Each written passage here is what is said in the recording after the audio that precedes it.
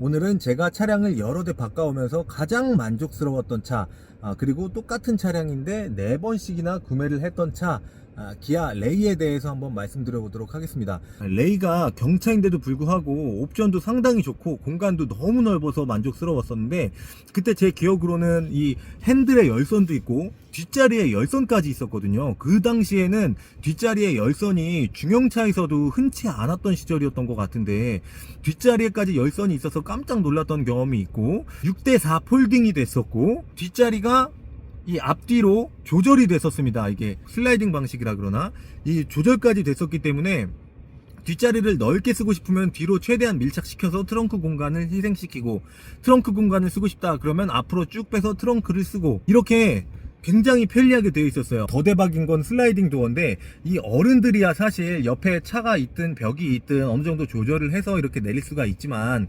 아이들이나 아니면 아이들을 카시트에서 빼내고 넣고 할 때 이 공간이 좁으면 되게 불편하잖아요. 그런데 슬라이딩 도어는 거의 공간이 필요 없다시피 하기 때문에 굉장히 좁은 공간에서도 여유 있게 넣고 빼고 타고 내릴 수 있는 그런 장점이 있어요. 이것도 안 써보신 분들은 이 슬라이딩 도어가 얼마나 편한지 모르는 부분이죠. 그래서 이 공간에서만큼은 웬만한 그랜저급 차량을 가지고 와도 레이가 훨씬 더 넓고 쾌적하고 효율적으로 공간을 활용할 수 있다라는 게 정말 장점이고, 그리고 두 번째는 가격이 저렴하다입니다. 일단 경차다 보니까 당연히 유지비 측면, 뭐 톨비도 할인되고 주차장도 할인되고 세금도 싸고 사업자이신 분들은 부가세 환급도 받을 수 있기 때문에, 이런 부분들은 경차는 어느 차량이나 다 해당이 되는 거다 보니까 논외로 치더라도 차값이 저렴합니다. 차값이 그게 뭐가 저렴하냐, 경차인데 그게 뭐가 저렴하냐, 2천만 원이 훌쩍 넘어가는데 뭐가 저렴하냐라고 할 수도 있겠지만, 이게 생각보다 차가 비싸지 않은 게, 살 때도 물론 경차치고는 비싸지만 팔 때도 비싸게 팔 수 있잖아요. 이게 제가 아까 말씀드렸던 이게 레이를 중고차로 3번, 신차로 1번 이렇게 샀었는데, 중고차로 3번 샀을 때는 제 기억에는 이득 본 적도 있고요, 거의 그냥 똔똔으로 그냥 손해 없이 판 적도 있는데, 신차로 샀을 때는 제가 한 200 정도는 손해 봤던 것 같아요. 제 기억이 맞다면 1700쯤 사서 1500 몇십만 원에 팔았던 것 같아요. 한 1년 정도 타고. 근데 중고로 샀었을 때는 제가 700 얼마에 사서 오히려 그 당시에는 40만 원인가 이득을 보고 팔았던 적도 있습니다. 그만큼 개인 거래로 잘 사서 잘 개인 거래로 팔면은 손해 거의 없고 그냥 공짜로 탈 수도 있을 거예요. 지금 아직까지도 아마 그게 해당이 될 겁니다. 레이는 그만큼 인기가 많고 수요도 많은 차량이라서 아직까지도 중고가 방어가 잘 될 겁니다. 그런데 당연히 장점만 있을 수는 없고 단점도 있겠는데, 제가 생각나는 단점은 크게 2가지로 생각을 해볼 수가 있겠는데요. 그 첫 번째로는 다른 일반적인 승용차나 SUV 차량에 비해서 안전하지 않다. 물론 경차 아무래도 물리적으로 차가 작고 좁기 때문에 당연히 사고가 나면 안 되겠지만, 사고 시에는 일반 차량들, 다른 차량들보다는 안전하지 않습니다. 그거는 어쩔 수가 없는데, 사실 차 가격이 저렴하고 여러 가지 혜택들이 있으니까 그 부분은 조금 희생을 해야 되는 부분이 있을 수 있겠는데, 조금 아쉬운 건 이 모닝에 비해도 이 본네트가 거리가 가깝다 보니까 혹시 모를 이 전방 추돌 사고에 대해서는 레이가 좀 더 불리할 수밖에 없겠고요. 그리고 두 번째로는 차가 안 나가도 너무 안 나간다. 이거 타보신 분들은 다들 공감하실 겁니다. 차가 안 나가도 너무 안 나갑니다.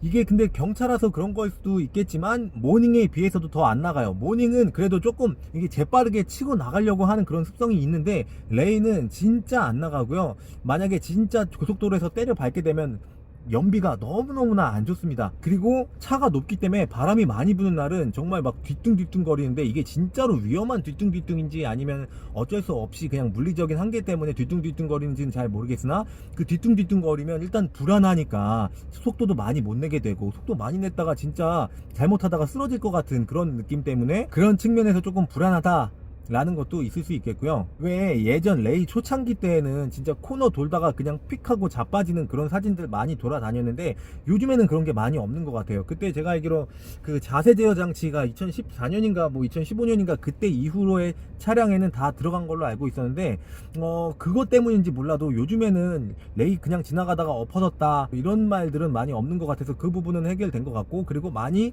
걱정하시는 측면에서 추돌 사고가 일어났을 때 뭐 위험한 거 아니냐라고 할 수 있겠는데 그것도 맞기는 맞죠. 근데 사실 생각해보면 문을 활짝 열었을 때 측면에서 차가 와서 갖다 박을 확률은 너무나 적기 때문에 그 확률은 일단 무시하고, 문을 닫았을 때는 거기가 보강이 많이 돼 있다고 하니까 사실 여러 가지를 다 잡을 수는 없잖아요. 그래서 차가 무겁고 출력이 딸리는 부분은 사실 레이 전기차가 상당 부분 많이 해소를 시켜줘서, 저는 레이 전기차를 아직 못 타봤지만 레이 전기차 너무나 실용적이고 너무나 괜찮을 것 같아요. 제가 말씀드렸던 이 단점 두 가지 중에서 레이 전기차로는 두 가지 중에 하나를 해소시켜 버리는 거니까.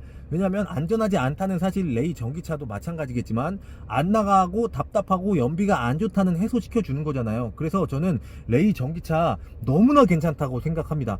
그래서 레이 아직 전기차를 타보지는 못했지만 한번 꼭 타보고 싶고, 이 레이 전기차를 제가 관심이 있어서 뭐 장기 렌트로도 알아보고 했었는데 당연히 레이 전기차 너무 비싸죠. 보조금을 받으면 비싸게 주고 사는 만큼 비싸게 팔 수 있기 때문에 이거 굉장히 현명한 소비라고 저는 생각이 들거든요. 그래서 기회가 된다면 저는 레이 전기차로도 바꾸고 싶은 마음이 있어요. 마지막으로 정리를 하자면 이 연간 주행 거리가 많지 않아서 사실 차가 없어도 되는데 막상 없으면 불편하긴 해서 있으면 좋겠다 정도. 그런데 기왕 있는 거 유지비도 저렴하고 경차 혜택도 받고, 그리고 타고 내리고 이 차량 기왕 있는 거 조금 편하게 운용하고 싶다 라고 하시는 분들 일반 레이보다도 정말 이 레이 EV 한번 알아보셨으면 좋겠습니다. 레이 EV 물론 비쌀 거예요. 막 2천만원 넘어갈 거예요. 왜냐하면 레이 EV 자체가 나온 지가 얼마 안 됐기 때문에. 근데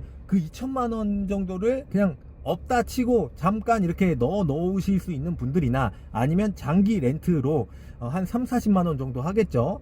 그 정도는 크게 문제가 없겠다라고 하시는 분들, 이 전기차고 경차이다 보니까 사실 이전하는 데에 대한 부담이 덜 하고, 아무래도 차값이 다른 차량에 비해서 저렴하다 보니까 장기 렌트 부분에서도 훨씬 더 저렴하게 운용하실 수가 있기 때문에 이쪽으로 레이 EV 아니면 그냥 레이, 근데 저는 그냥 일반 레이, 이 휘발유 레이는 별로 추천드리고 싶지 않고요.